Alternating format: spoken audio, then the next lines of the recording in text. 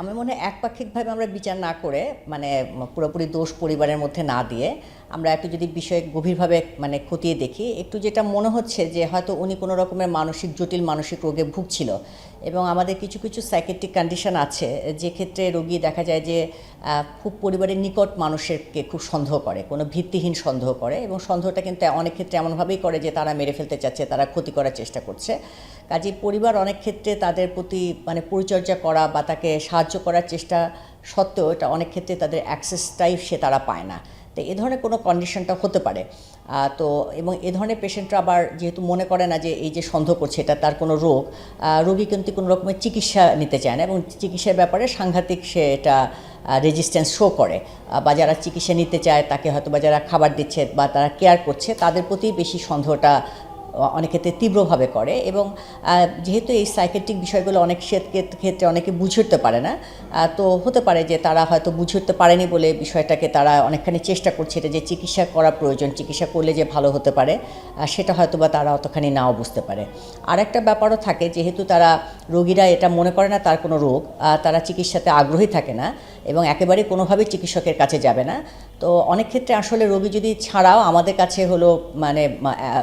অ্যাটেন্ডেন্টরা আসে, পরিবারের সদস্যরা আসে, আমরা কিন্তু একটা সাহায্য করতে পারি। অর্থাৎ আমরা অনেক ক্ষেত্রে রোগীর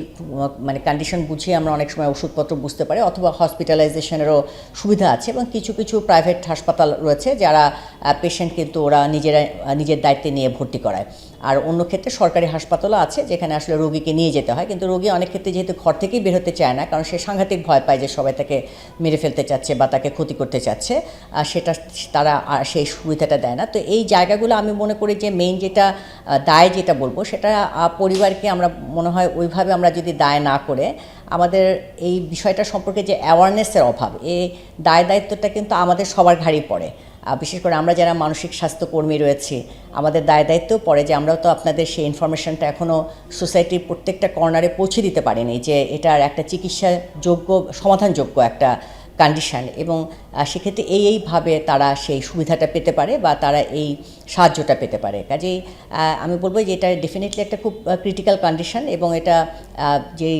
ঝড়টা যাচ্ছে একটা পরিবারের সদস্যদের সাথে যাচ্ছে, কিন্তু সেটা ঠিক একপাক্ষিকভাবে তাকে আমরা দোষারোপ না করে বরং আসলে একটু যদি আমরা ভিতরে তাদের কন্ডিশনটা একটু যদি বোঝার চেষ্টা করি এবং এই মেন্টাল হেলথে যে কিছু জটিল অবস্থা তৈরি হয় সেটাও আমাদের ব্যাপারটা আমাদের আসলে একটু হলে অ্যাওয়ারনেস হওয়া প্রয়োজন। এবং এই ধরনের ঘটনাগুলোকে আসলে আমাদের কিছুটা কিন্তু সচেতন করার মতন এক ধরনের সুযোগ দেয়, সেই সুযোগটা আমাদের নেওয়া উচিত।